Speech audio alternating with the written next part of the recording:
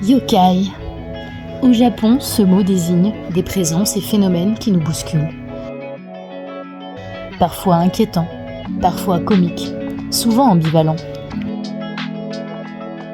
Les yokai ne sont pas là pour faire peur, mais nous rappellent que le monde est traversé par des forces, des seuils, des récits, et que l'imaginaire est une manière de lire le réel. Ce voyage en octobre 2026 propose d'explorer cette culture à la fois spirituelle, historique et artistique, en petits groupes de 8 à 12 personnes, à travers 4 étapes du centre vers le sud de l'île, Kyoto, Tottori, Kochi et Beppu, pour comprendre comment le sacré au Japon circule entre nature, art et mémoire vivante.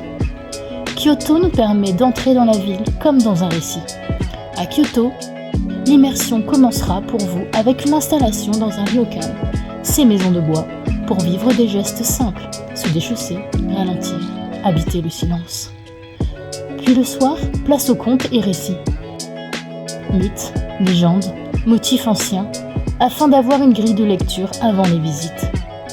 On déambule ensuite au marché de Nishiki, véritable concentré de culture culinaire kyotoïte. Dégustation, ingrédients rares, gestes d'artisans et toute une pédagogie du goût. Et surtout, on traverse un moment clé, le Kyoto Yokai Festival au Toei Kyoto Studio Park, où l'on observe une tradition grâce à la parade nocturne des yokai. Hyaki Yagyo est rejoué aujourd'hui à la frontière du théâtre, de la fête et de la culture populaire. C'est un excellent terrain pour comprendre la continuité entre art ancien et imaginaire contemporain. Nous poursuivrons le lendemain vers Tottori pour changer de texture. On passe d'une ville-musée à une région où le paysage devient un texte. On déambule sur Mizuki Shigeru Road, jalonné de statues et de clins d'œil à l'univers yokai. Puis nous ferons une escale au musée Mizuki Shigeru pour comprendre comment un artiste moderne a réinvesti et parfois réinventé ce patrimoine imaginaire. Place ensuite aux dunes de Tottori, une expérience presque méditative. Le vent, les lignes, l'horizon et cette sensation de dépouillement qui prépare très bien à la suite. La découverte d'un lieu saisissant, le Mitokusan Santobutsuji, le temple de la montagne associé à des traditions d'ascèse, Shugendo. Dans ce bâtiment célèbre accroché à la falaise, on comprend physiquement ce qu'est un site sacré, un endroit où l'effort, le vertige et la beauté font partie du sens. Côté table, découverte de spécialités locales souvent inconnues en France. Crabe matsuba, fruits de mer et poire nashi, puisque Tottori est l'une des grandes terres de poire au Japon. Puis, la traversée vers Shikoku en ferry marque une transition. Panorama, respiration et sentiment d'archipel. Sur place, rencontre avec des fabricants et artisans. Exploration du littoral à Katsuharama, connu pour ses paysages et ses points de vue, avec un petit sanctuaire dédié à la mer. On s'offre ensuite une étape de culture thermale à Dogo Onsen, l'un des ensembles les plus célèbres et anciens du Japon.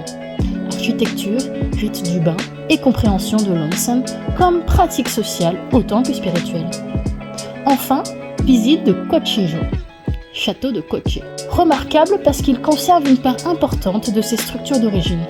Une occasion rare de lire l'histoire dans la matière même des bâtiments.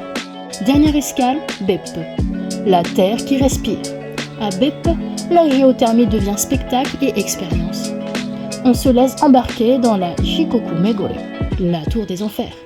Bassin bouillonnant, couleurs minérales, vapeur, une leçon de nature en direct. On expérimente aussi les bains, notamment le bain de sable, qui est une tradition locale. Puis, la cuisine vapeur dite Shikoku Moshi à Kanawa. Cuire avec le souffle de la terre et goûter une gastronomie directement reliée au lieu. On clôture le voyage en beauté et au contact de Saint-Jean-Liberté à Takasakiyama, puis une montée en ropeway vers le mont Tsurome pour embrasser la baie au loin. Ainsi s'achève une marche sur les fils invisibles entre les mondes. Paysages et contes, art et spiritualité, mémoire ancienne et vie contemporaine. Au fond, les yokai ne demandent pas d'y croire. Ils invitent à retrouver une attention au sacré et à la façon dont une culture peut nourrir, par l'imaginaire, une quête de soi. Chez Arrakis Travel, l'idée est simple. La destination la plus importante, c'est aussi ce que le voyage révèle en vous. Parce que la destination qui importe ici, c'est vous-même.